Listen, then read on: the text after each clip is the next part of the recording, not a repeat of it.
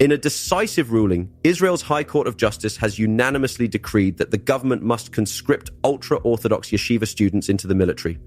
This action comes as there is now no legal basis to uphold the long-standing practice of granting them blanket exemptions from army service. The decision at the time of a war has far-reaching consequences. Today's special breaking news podcast will cover the controversial history and ongoing debate over military draft exemptions in Israel. Join us as we explore this heated topic in detail. Today's special breaking news podcast will cover the controversial history and ongoing debate over military draft exemptions in Israel. We will discuss the policies initiated in 1948 by David Ben-Gurion, demographic shifts in the late 20th century, and recent mass protests. Let's go back. In a pivotal decision in 1948, David Ben-Gurion, Israel's first prime minister, made a groundbreaking move that would echo through the decades. In the nascent, war-torn state, Ben-Gurion granted military draft exemptions to a modest group of ultra-Orthodox, or Haredi, yeshiva students. This decision, primarily intended to preserve the continued religious scholasticism among these students, was seen as crucial to maintaining the spiritual heart of the Jewish nation. When Ben-Gurion opted for these exemptions, it was an accommodation driven by the immediate needs and the delicate fabric of the new Israeli society. The agreement was limited, affecting just 400 yeshiva students. For Ben-Gurion, this was a small, manageable number, a compromise he believed necessary to foster unity amongst the diverse ideological and religious factions within the young state. However, from the outset, not everyone was on board. Secular segments of the population harbored concerns, suspicious about the long-term repercussions of this decision. Could it set a precedent for unequal service obligations among the citizens of Israel? The court ruled that a government decision from June 2023 instructing the army not to begin drafting eligible Haredi men after the law allowing for blanket military service exemptions expired was illegal, and that the government must therefore actively work to conscript ultra-Orthodox recruits to the IDF. Fast forward to today, and it's clear that Ben-Gurion's decision did far more than just preserve religious study. It laid the foundational stones for an enduring and expanding societal divide. The gesture of goodwill intended to maintain religious continuity has become a fulcrum point around which debates on equity, civic duty, and national service revolve. As the years have passed, the small exemption has grown into a sprawling exemption policy, influencing the deeply rooted cultural and societal dynamics of modern Israel. The stage was set for evolving tensions and widening rifts which continue to challenge the nation's sense of unity and equality. It's a reminder that policy decisions, no matter how modest or well-intentioned, can have reverberations far beyond their initial scope, echoing through the corridors of history to impact the lives of future generations. The 1970s through to the 1990s marked a period of dramatic demographic changes within Israel, particularly among the Haredi community. The ultra-Orthodox population began to grow at an unprecedented rate, thanks to their high birth rates and the establishment of numerous yeshivas focused on intense religious study.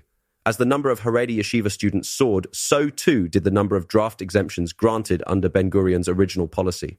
This exponential increase in exempted individuals began to stir the waters of societal tension. Secular Israelis, many of whom sent their sons and daughters to serve in the Israel Defense Forces, started to question the fairness of the system. The growing disparity became a flashpoint for public debate.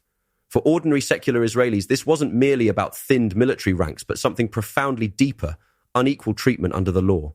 They viewed these exemptions as a form of avoidance, an unfair shirking of national responsibility that placed an inordinate burden on those who did serve. With each passing year, the resentment bubbled closer to the surface.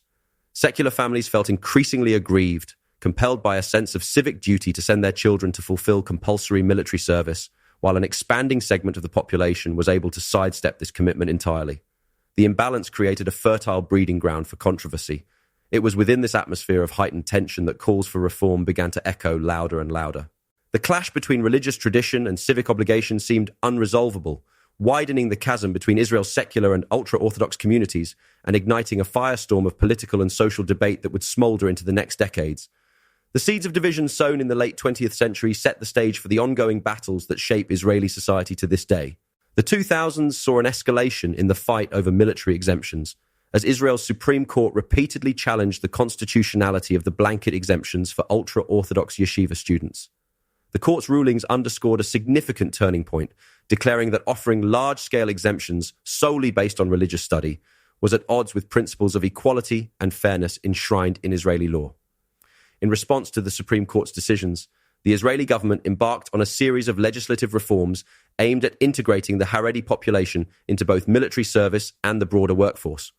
One of the most notable attempts was the Tal Law, enacted in 2002, which sought to create a pathway for Haredi men to gradually join the military or perform national civilian service. However, the implementation of the Tal Law faced significant obstacles. Many in the Haredi community viewed it as an infringement on their religious and cultural autonomy, leading to widespread non-compliance and further legal challenges. By 2012, the Supreme Court ruled the Tal Law itself unconstitutional, declaring that it had failed to meet its goals of integrating Haredi individuals into national service. This ruling intensified the legislative battle. Subsequent governments made various attempts to draft new laws, with each iteration trying to balance the demands for equality from secular Israelis and the desire for religious preservation from the Haredi population. The Yesh Atid party, under the leadership of Yair Lapid, played a crucial role in pushing for stricter conscription laws during this period.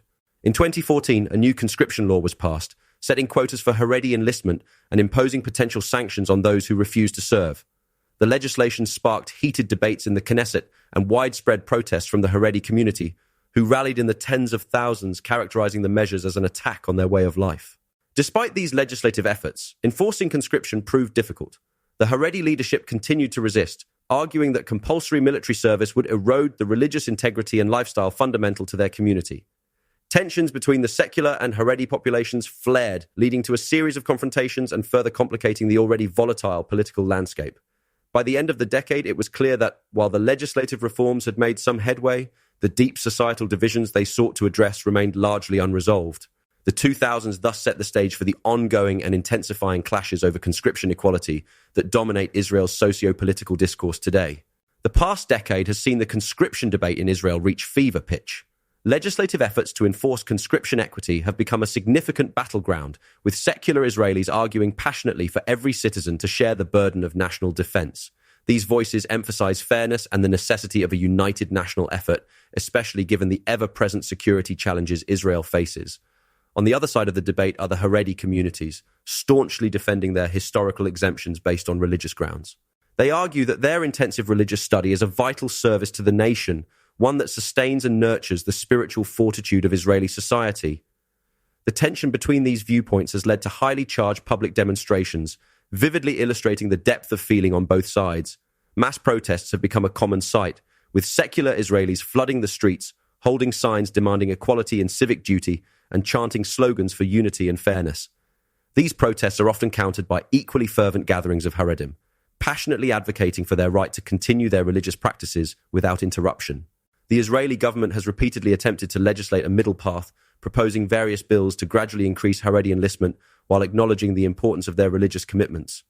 However, these proposals have frequently met with opposition in the Knesset, and from both Haredi political representatives and secular parties that see the measures as either too lenient or too harsh. The debate over military exemptions is more than just policy. It's a reflection of the broader societal rift in Israel. It underscores the challenges of balancing modern statehood with deeply ingrained religious traditions. As the protests grow more intense and legislative battles continue, the issue remains a thorn in the fabric of Israeli society. The pursuit of a resolution that satisfies both sides appears as fraught and urgent as ever. As we conclude today's podcast, it's clear that the issue of military exemptions in Israel remains a deeply polarizing topic, stirring emotions and debates across the nation. The historical roots that trace back to Ben-Gurion's policies in 1948 have grown into a complex and contentious issue, weaving through the fabric of Israeli society and politics. Secular and Haredi communities stand at a crossroads, each with their own perspectives and demands, leading to legislative battles and protests that capture national and international attention. Despite today's ruling, the question of conscription equity versus religious preservation is far from resolved, and the ramifications are profound. Stay tuned for more updates as the situation continues to evolve. This is a story that affects not just policy, but the very identity of Israel. Thank you for joining us on this urgent and eye-opening exploration. Until next time, stay informed and engaged.